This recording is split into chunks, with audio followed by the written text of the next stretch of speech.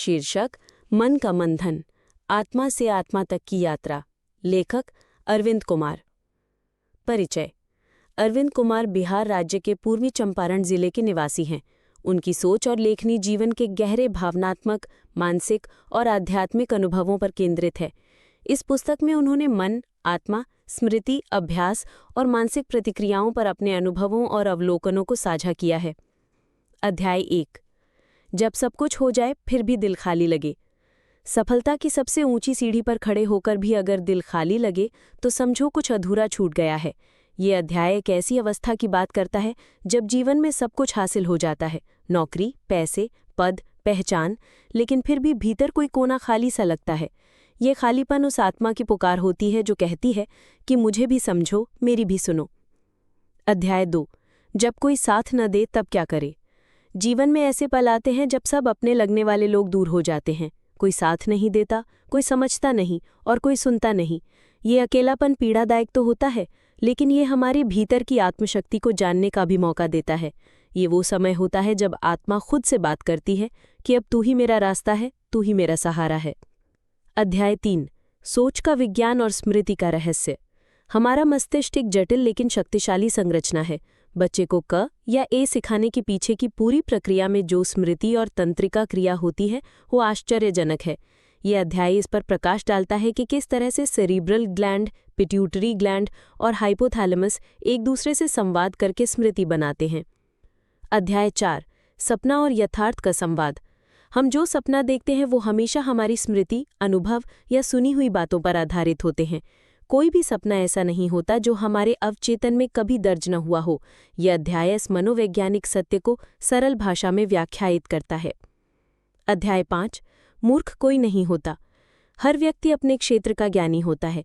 एक अनपढ़ महिला भी गणना में दक्ष हो सकती है अगर उसका रोजमर्रा का जीवन इसी पर टिका हो।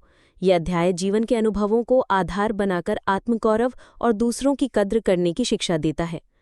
अध्याय 6। याद क्यों नहीं रहता। यह अध्याय इस प्रश्न का उत्तर देता है कि हम जो कुछ भी पढ़ते हैं उसे हम भूल क्यों जाते हैं। ध्यान की कमी, कोड ट्रांसफर की रुकावट और दोहराव की अनुपस्थिति हमारी स्मृति को कमजोर बनाते हैं। उदाहरणों के माध्यम से यह अध्याय दर्शाता है कि अभ्यास और दोहराव से याददाश्त कैसे स्थिर होती है। अध्याय 7। जब दिल और दिमाग एक न हो। यह अध्याय उस मानसिक अवस्था की चर्चा करता है जब हमारे निर्णय, भावनाओं और तर्कों के बीच उलझ जाते हैं। एक साधारण व्हाइट लाइन पर चलना आसान लगता है, लेकिन जब रिस्क जुड़ जाता है तो वही काम मुश्किल हो जाता है। यह अध्याय आत्मसंवाद और मानसिक एकाग्रता पर आधारित है। निष्कर्ष। मन का मंथन एक ऐसी यात्रा है जो बाहरी दुनिया से हटकर अंदर के संसार को टटोलती है। ये पुस्तक केवल आत्मचिंतन नहीं बल्कि आत्मिक अभ्यास का एक माध्यम है। हर अध्याय एक सवाल पूछता है और साथ ही एक दिशा भी दिखाता है आत्मा से आत्मा तक पहुंचने की। अध्याय 8। अनुभव बनाम अभ्यास। जब एक व्यक्ति बार बार किसी कार्य को करता है तब वह केवल जानकारी नहीं अर्जित करता बल्कि अनुभव बनाता है। यह अनुभव धीरे धीरे आत्मविश्वास और निपुणता में बदल जाता है। यह अध्याय अभ्यास की शक्ति और उसकी मनोवैज्ञानिक प्रक्रिया को सरल उदाहरणों द्वारा समझाता है। अध्याय 9। मन की संरचना और विचारों की धारा। मन कभी स्थिर नहीं रहता, उसमें निरंतर विचारों की धारा बहती रहती है। यह अध्याय दर्शाता है कि कैसे विचार उत्पन्न होते हैं, किस प्रकार वे हमारे व्यवहार को प्रभावित करते हैं और ध्यान या मेडिटेशन से मन को कैसे नियंत्रित किया जा सकता है। अध्याय 10। डर और कल्पना की मनोविज्ञान। डर और कल्पना दोनों ही मन की उपज हैं, परंतु दोनों की प्रकृति में अंतर है। डर एक संभावित खतरे की प्रतिक्रिया है, जबकि कल्पना संभावनाओं का सृजन करती है। यह अध्याय इस पर चर्चा करता है कि कैसे डर हमें सीमित करता है और कल्पना हमें विस्तार देती है, और हम अपने भय को कल्पना में बदलकर कैसे सृजनशील बन सकते हैं। अध्याय 12। जब विचार थक जाएं। दिन भर की सोच विचार के बाद कभी कभी मस्तिष्क थक जाता है। न कोई नया विचार आता है, न ही कोई निर्णय स्पष्ट हो पाता है। यह अध्याय उस मानसिक स्थिति को दर्शाता है जब विचार खुद शांत होने लगते हैं और भीतर एक रिक्तता पनपती है। ये रिक्तता नकारात्मक नहीं बल्कि एक संभावनाशील मौन होती है, जैसे किसी वाद्य यंत्र के बजने से पहले की शांति। ये वो समय होता है जब मन को विचारहीन होने देना, आत्मा को बोलने का अवसर देना होता है। अध्याय 13। आत्मा की आवाज़ सुनना। अक्सर हम बाहरी आवाज़ों में इतने उलझ जाते हैं कि भीतर की आवाज़ को अनसुना कर देते हैं। आत्मा की आवाज़ बहुत कोमल होती है, वो चिल्लाकर नहीं बोलती। ये अध्याय बताता है कि कैसे ध्यान, एकांत और आत्मनिरीक्षण से हम उस सूक्ष्म आवाज़ को पहचान सकते हैं। जब हम उसे सुनना सीख जाते हैं, तब निर्णय स्पष्ट होने लगते हैं और जीवन में संतुलन आने लगता है। ये रहा अध्याय 14। तत्व। अध्याय 14, भ्रम और बोध के बीच की यात्रा। कई बार जीवन में हम जिस चीज़ को सत्य समझते हैं वो बाद में भ्रम साबित होती है, और जिसे हम संदेह की नज़र से देखते हैं वही गहरे स्तर पर बोध बन जाता है। यह अध्याय इस मनोवैज्ञानिक और आध्यात्मिक यात्रा की पड़ताल करता है, जहाँ व्यक्ति भ्रमों के बादलों को चीरकर आत्मज्ञान की रोशनी तक पहुँचता है। भ्रम एक स्वाभाविक अवस्था है। ये अनुभवहीनता, अपूर्ण जानकारी या सामाजिक कंडीशनिंग का परिणाम हो सकता है, लेकिन जब हम प्रश्न पूछते हैं, जब हम जिज्ञासा को जीवित रखते हैं, तभी बोध की शुरुआत होती है। बोध कोई अंतिम गंतव्य नहीं, ये निरंतर जागरूकता की प्रक्रिया है। इस अध्याय में यह भी बताया गया है कि भ्रम से घबराना नहीं चाहिए, क्योंकि भ्रम ही वो द्वार है जिससे होकर बोध तक पहुंचा जा सकता है। बस शर्त यह है कि हम आंखें बंद न करें। ये रहा अध्याय 15। तत्व। अध्याय 15, नकारात्मकता का स्रोत और उसका रूपांतरण। जब मन बार बार नकारात्मक विचारों की ओर आकर्षित होता है, जैसे डर, ईर्ष्या, गुस्सा, निराशा, तो ये समझना जरूरी हो जाता है कि इनकी जड़ कहाँ है। ये अध्याय उस गहरे विश्लेषण की ओर ले जाता है जो बताता है कि नकारात्मकता स्वयं में कोई स्थायी शक्ति नहीं है, बल्कि ये ऊर्जा का एक विकृत रूप है। नकारात्मक विचार अक्सर अपूर्ण समझ, अपूर्ण संवाद या आत्मविश्वास की कमी से उत्पन्न होते हैं, लेकिन अगर इन्हें ठीक से देखा जाए, समझा जाए और रचनात्मक दिशा दी जाए, तो यही ऊर्जा सकारात्मक सृजन का माध्यम बन सकती है। जैसे क्रोध अगर न्याय की भावना में बदल जाए या भय अगर तैयारी में ढल जाए, तो वही भाव मन को मजबूत बना देते हैं।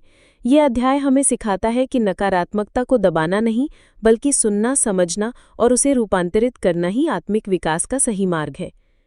ये रहा अध्याय 16। अध्याय 16, आत्मनिरीक्षण, दर्पण के उस पार।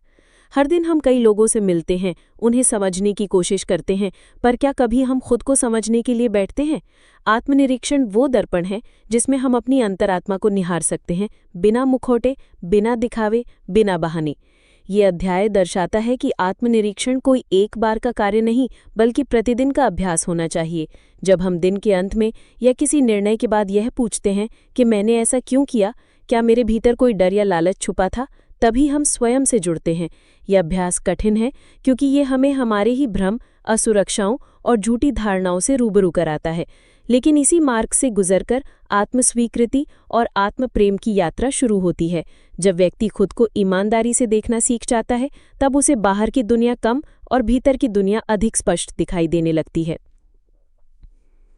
ये रहा अध्याय 17। अध्याय 17, मन और सांस का गहरा संबंध।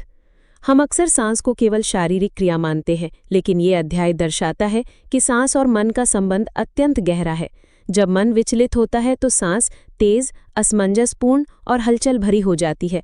वहीं जब मन शांत होता है तो सांस भी लयबद्ध और गहरी हो जाती है। प्राचीन योग परंपराएं और आधुनिक मनोविज्ञान दोनों इस बात पर सहमत हैं कि यदि हम अपनी सांस को नियंत्रित करना सीख लें, तो हम अपने मन को भी नियंत्रित कर सकते हैं। प्राणायाम, ध्यान और गहरी श्वसन की तकनीकें हमें न केवल शारीरिक स्वास्थ्य देती हैं, बल्कि मानसिक संतुलन और आत्मिक जागरूकता भी प्रदान करती हैं। यह अध्याय बताता है कि हर बार जब हम ध्यानपूर्वक सांस लेते हैं, हम वास्तव में वर्तमान क्षण में उतरते हैं, और यही क्षण, न अतीत का बोझ, न भविष्य की चिंता, सिर्फ अब की उपस्थिति, यही मन को मुक्त करता है। सांस को साधना आत्मा तक पहुंचने का सबसे सरल और प्रभावी मार्ग है। ये रहा अध्याय 18। अध्याय 18, मौन की भाषा। मौन सिर्फ शब्दों की अनुपस्थिति नहीं है, ये एक भाषा है जो भीतर से बोलती है और आत्मा तक पहुंचती है।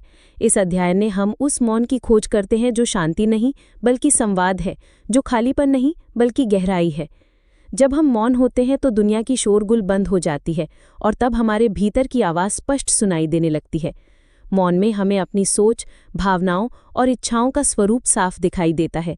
ये वो क्षण होता है जब हम अपने भीतर के भ्रम, लालसा और असुरक्षाओं को देख सकते हैं, बिना उनके गुलाम बने। ये अध्याय ये भी समझाता है कि मौन का अभ्यास कैसे करें, चाहे वो दिन में कुछ मिनट का गहन मौन हो, एकांत में बैठकर सांसों को सुनना हो, या फिर प्रकृति के साथ एक हो जाना हो। जब हम मौन की भाषा में पारंगत हो जाते हैं तो जीवन की हर स्थिति में संतुलन और स्थिरता बनी रहती है। मौन केवल साधना नहीं है, ये आत्मा की मातृभाषा है। ये रहा अध्याय 19। अध्याय 19 जीवन एक प्रयोगशाला है। हम अक्सर सोचते हैं कि जीवन में हमें तैयार रहना चाहिए, सब कुछ पहले से जान लेना चाहिए, लेकिन वास्तव में जीवन एक प्रयोगशाला है जहां हर अनुभव, हर असफलता, हर सफलता एक प्रयोग है। ये अध्याय दर्शाता है कि जैसे एक वैज्ञानिक प्रयोग करते हुए कभी असफल होता है, कभी समाधान खोज लेता है, वैसे ही जीवन में भी हर स्थिति हमें कुछ सिखाने आती है। गलती करना गलत नहीं है, गलती से कुछ न सीखना दुर्भाग्यपूर्ण है। जब हम जीवन को प्रयोगशाला मानते हैं तो हर अनुभव को जज करने के बजाय हम उसे ऑब्जर्व करने लगते हैं। मैंने ऐसा क्यों किया? इस प्रतिक्रिया का स्रोत क्या था? क्या मैं अगली बार इसे बेहतर कर सकता हूँ? ऐसे प्रश्न हमारे भीतर वैज्ञानिक दृष्टिकोण को जन्म देते हैं। ये दृष्टिकोण हमें प्रतिक्रियात्मक जीवन से मुक्त कर सचेत जीवन की